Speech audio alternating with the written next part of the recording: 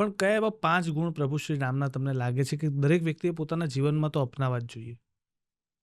તો 5 હું તો કહીશ કે પ્રભુ શ્રી રામમાં તો લાઈન લાગે એમાંથી ગમે તે લઈ શકો તમે, પણ સમય અનુસાર લેવા પડે. જેમ કે કળિયુગ છે તો અમુક પ્રકારના નિયમો લઈને કે અમુક પ્રકારે પોતાને બાંધીને ન ચાલે. કળિયુગ પ્રમાણે જીવવું તો પડે જ. અને આપણા ધર્મની સૌથી મોટી ખાસિયત શું છે? આપણો ધર્મ મધ્યમ માર્ગી છે. દરેક તમારા હું ખાસ કરીને પ્રેક્ષકોને આ વસ્તુ ખાસ ધ્યાનમાં લાવવા માટે કહીશ. સનાતન ધર્મ હિન્દુ ધર્મની એક ખાસ વાત દરેકે માર્ક કરવા જેવી છે. શાસ્ત્ર પુરાણોના આધાર ઉપર કહું છું, પોતાના મનથી કશું જ નથી કહેતો હું. આપણો ધર્મ મધ્યમ માર્ગી છે. આપણો ધર્મ ક્યાંય એક્સ્ટ્રીમ ઉપર એકદમ નથી જતો. એક્સ્ટ્રીમિસ્ટ લોકો નથી આપણે. મધ્યમ માર્ગ અપનાવો.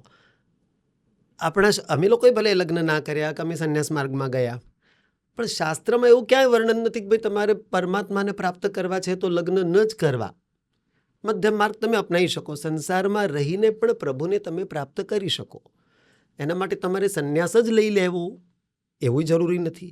અને તમે સંસારમાં ગયા તો હવે ભગવાન તમારા માટે સંભવ જ નથી એવું પણ નહીં. એટલે જેટલા પણ માર્ગો છે કે જેટલા પણ ગુણ છે ભગવાનના કહીએ આપણે અથવા તો કોઈ પણ માર્ગના છે, એમાંથી મધ્યમ માર્ગ પસંદ કરવો જોઈએ. પ્રભુ શ્રી રામના કળયુગના આપણા જીવન પદ્ધતિ અનુસાર જો જોવા જોઈએ કે 5 ગુણ જો કોઈ કહે તો સૌથી પહેલી સહનશીલતા.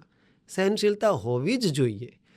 પ્રભુ શ્રી રામને ક્યાંય કૌશલ્યા માતા કઈ માતા માટે કે મંથરાજી માટે ક્યાંય નેગેટિવિટી નથી. આ સહનશીલતા નથી. આજકાલના જીવનમાં સહેજમાં પોતાની માતા બોલે એ પણ દીકરીઓને ગમતું નથી તો સાસુ બોલે તો ક્યાંથી ગમે? આવું ના હોય. જૂના લોકો બહુ સહેજતાથી સાંભળી લેતા હતા. કોઈ આપણને ટોકે છે એનો મતલબ એ વ્યક્તિ આપણને દાઢમાં જ બેસાડી રાખ્યો છે એવું ન હોય. આપણે ઝાંકીને જોઈએ ખબર પડે કે સામે આપણી એટલી ભૂલો થઈ રહી છે ત્યારે જ કોઈ ટોકે. તમે આટલો બધો સ્ટાફ લઈને ચાલતા હશો તો શું તમારે કર્મચારીને ટોકવાનો જ નહીં? એવું થોડી હોય. કર્મચારીને એવું લાગે મારી નાનકડી ભૂલ માટે મને ટોકવામાં આવ્યો આમ તેમ. એવું ના હોય ભાઈ. પણ સામેવાળો વ્યક્તિ 50 જણાને સંભાળે છે. દરેકની એક ભૂલ થતી હોય તો એ માણસ ક્યારેક તો બોલવાનો કે નહીં? તમારા માટે એક ભૂલ છે પણ એના માટે તો 50મી ભૂલ છે. એટલે સહનશીલતા જ્યારે આપણને આપણાથી ઉપરી અથવા તો આપણને કોઈ વસ્તુ કોઈ વ્યક્તિ સલાહ આપે તો સૌથી પહેલી તો વસ્તુ છે સહનશીલતા. માણસે સહન કરતાં શીખવું જ જોઈએ. આપોઆપ માણસ આગળ. આજે કદાચ તમારા મોઢે કોઈ ગમે તે કહેતું હોય પણ તમારી સહનશીલતા આજે નહીં કાલે સામેવાળા વ્યક્તિ ઉપર અસર કરે જ. એ ગમે ત્યાં હોય એને જ્યારે બીજો કોઈ અનુભવ થશે ત્યારે એ આપણને જરૂર યાદ કરશે કે પેલા વ્યક્તિ સાથે હું પેશ આવું છું ત્યારે એના રિએક્શન આવા વિચિત્ર નથી હોતા જેવા આ વ્યક્તિના છે. એટલે ઇન શોર્ટ તમારી સમજદારી અથવા તો તમારી સહનશીલતાએ સામેવાળાને અભિભૂત કર્યો. એક વસ્તુ. બીજી વસ્તુ, બહુ સુવિધાઓમાં ન પડવું. રામ બનવા માટે કહું છું. એક બાજુ તો કદાચ જમીન ઉપર પ્રભુ પગ નહીં મૂકતા હોય ગાલીચા સિવાય, એવા પ્રભુ સતત કાંટાની સેજ ઉપર ચાલ્યા છે 14 વર્ષો સુધી. કોઈ સુવિધા નહીં. એ જમાનાના જે કંઈ ડનલોપ વગેરે જે પણ ગાદલા એ જમાનાના હશે, આપણને ખબર નહીં કયા પ્રકારના, પણ રાજાનો એક સમ્રાટનો દીકરો હતા, એ મામૂલી ન હતા. પણ જમીન ઉપર પથારી કરીને સૂઈ જાય. ક્યાંય તમે ચાહે વાલ્મીકીજીનું રામાયણ વાંચો, ચાહે તુલસીદાસજીનું વાંચો, ક્યાંય પ્રભુએ એવું નથી કીધું કે ભાઈ મને અસુવિધા થઈ રહી છે. પ્રકૃતિની સાથે પરમાત્માને દરેક જગ્યાએ ખૂબ આનંદ આવી રહ્યો છે. એટલે જે હાલતમાં છો એ હાલતમાં આનંદમાં રહો. ધર્મ માર્ગ પણ આવું કે અધ્યાત્મ માર્ગ ભક્તિ માર્ગમાં પણ આવું છે. તમને ભગવાન જે હાલતમાં રાખે એમાં આનંદમાં રહો. બહુ જ કમ્પ્લેનો ના કરવી. આવું નથી મળ્યું, તેવું નથી મળ્યું, અમે XYZ જગ્યાએ ગયા ત્યાં આ સુવિધા નથી. તમે ઘર છોડીને સુવિધાઓ માટે નથી જતા, ચાહે તમે યાત્રામાં જતા હો અથવા કોઈના ઘરે જતા હો. ત્રીજો ગુણ, કોઈ આપણને કંઈ પણ કહે તો પહેલાં માણસે પોતાની ભૂલ જોઈને અને એને સ્વીકારવાની તૈયારી રાખવી જોઈએ. સહનશીલતા પછી આવે. એના પહેલાંનો આ ગુણ કે આપણે પોતાની ભૂલ ઝાંકીને જોઈએ. કોઈ બીજો બતાવે પહેલાં આપણને ખ્યાલ આવી જોઈએ છે કે હું ચૂક્યો છું.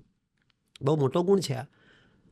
કોઈ આપણને તો જ સહેજતાથી પોતાની જાતને બહુ સહેજ બનાવીને રાખવું કે આપણી ભૂલ હોય ને તો નાનકડું બાળક પણ આપણને કહી શકે કે આ વસ્તુ તમને એવું નથી લાગતી કે તમે આ ખોટી કરી. આ સહેજતા આપણે ખોઈ રહ્યા છીએ.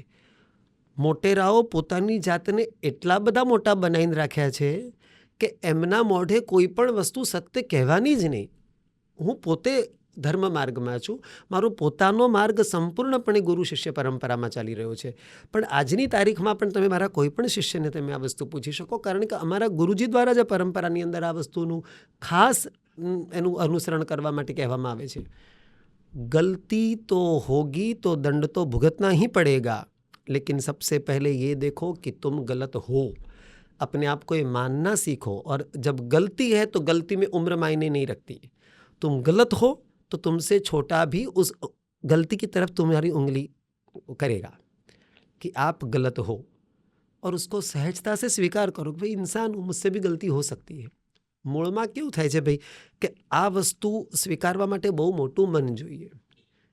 સંતાન જ્યારે મા બાપને પોતાની ભૂલો બતાવે, એમની ભૂલો, ત્યારે મા બાપનો એટલો બધો ઈગો હર્ટ થઈ જતો હોય કે એમને પછી પેલી શું અમિતાભ બચ્ચનની પેલી કંઈક મૂવી આવી હતી વચ્ચે, બાગબાન, પછી રાજેશ ખન્ના, શબાના આઝમીની એક પિક્ચર હતું અવતાર. મા બાપ ગમે એટલા ચૂકે, બસ સતત અમે ભગવાન જ છીએ, એવું ના હોય. આપણું બાળક જો ચૂકે છે તો તમે એના આંગળી કરી શકો છો કે આ તારી ચૂક છે. તો બાળકે ક્યારેક કહે કે પપ્પા તમે અહીંયા ચૂક્યા છો, તમારે આવું બધું બોલવાની ક્યાં જરૂર હતી, મારા ફ્રેન્ડ્સની સામે તમારે આ બધું કરવાની ક્યાં જરૂર હતી. એટલે દરેક, આ તો એક જસ્ટ એક્ઝામ્પલ છે. ઘણી બધી જગ્યાએ આ ઓપનનેસ રાખવો જ જોઈએ કે આપણે ચૂક્યા છીએ તો કોઈ આપણને બતાવી શકે કે ભાઈ આ ભૂલ છે, અને બહુ સહજતાથી ઈગો ઉપર લીધા વગર સ્વીકાર કરીએ તો આગળ જીવન ચાલી શકે. અને પાંચમો ગુણ, ઈગો સિવાયનું જીવન. બહુ સહજ બનીએ. બાળક માટે બાળક જોડે બાળક જેવા થઈ જઈએ, મોટાઓ જોડે મોટેરા જેવા થઈ શકીએ, અને પ્રભુ ભક્તિના માર્ગ ઉપર પ્રભુના સેવક જેવા થઈને રહીએ. તો હું પર્સનલી એવું નથી માનતો કે આખા જીવનમાં પછી ક્યાંય કોઈ પણ પ્રકારના પ્રોબ્લેમ્સ આવે. શક્ય જ નથી, કારણ કે તમે દરેક જગ્યાએ સેટ થઈ જાઓ છો. મોડર્નાઇઝેશનમાં બહુ સેટ ના થઈ શકે એવો માણસ, કારણ કે એને આંતરિક બધું ગમતું ના હોય, કારણ કે મૂળ માર્ગ હોય તમારો પ્રભુ તરફનો. સુવિધાઓનો ખ્યાલ ના રાખતો હોય, બહુ સુવિધાઓની પાછળ માણસ ગાંડું બને, આવું જ જોઈએ ને મારે તો આવું જ જોઈએ ને આવું ના હોય તો મને ના ચાલે. એટલે સ્વાભાવિક છે મટીરિયલિસ્ટિક તો લાઈફ હોય જ નહીં એ વ્યક્તિની. અને જ્યારે તમે આ બધી વસ્તુઓથી દૂર રહો તો આ 5 ગુણો તમને બહુ સહેજમાં હું માનું છું કે મર્યાદા પુરુષોત્તમ બનાવે કે ના બનાવે, પણ મર્યાદા પુરુષ જરૂર બનાવે. પુરુષોત્તમ કદાચ ના બનીએ પણ મર્યાદા પુરુષ જરૂર બની શકીએ. તમે ક્યાંય જવા ના હો તો સામેવાળાને ટેન્શન ના આવે, અરે યાર આ આવી રહ્યા છે, આમના માટે આ વ્યવસ્થાઓ કરવી પડશે, આમના માટે ફ્રીજના પાણી રાખવા પડશે, આમના માટે આવી વ્યવસ્થાઓ કરવી પડશે, આમના માટે એસી ચાલુ કરવા પડશે, આમને આવી જ ખુરશીઓ આપવી પડશે, ને આમને આવા જ કડક જ ચા જોઈશે. એવું ન હોય. સાદી બની તો સાદી ચા, ખાંડ નાખવાની ભૂલી ગયા તોય વાંધો નહીં, મીઠું વધારે પડી ગયું હોય ખાવામાં તોય વાંધો નહીં. સામેવાળો વ્યક્તિ દરેક જગ્યાએ સેટ થઈ જાય, આવો વ્યક્તિ દરેકને ગમે, અને આ બહુ જરૂરી છે. પછી બહુ સહજ, મેં કીધું ને કે સહજતાથી બની શકો એટલું કંઈ મુશ્કેલ નથી, પણ આ બધું આપણે મુશ્કેલ બનાવીને રાખ્યું છે કારણ કે આપણે પોતાની જાતને બહુ જ વધારે ઇમ્પોર્ટન્સ આપતા થઈ ગયા છીએ. તો આ 5 ગુણ તો આ કહીશ. બાકી તો પ્રભુ શ્રી રામના જીવનમાં તો આખી લિસ્ટ છે.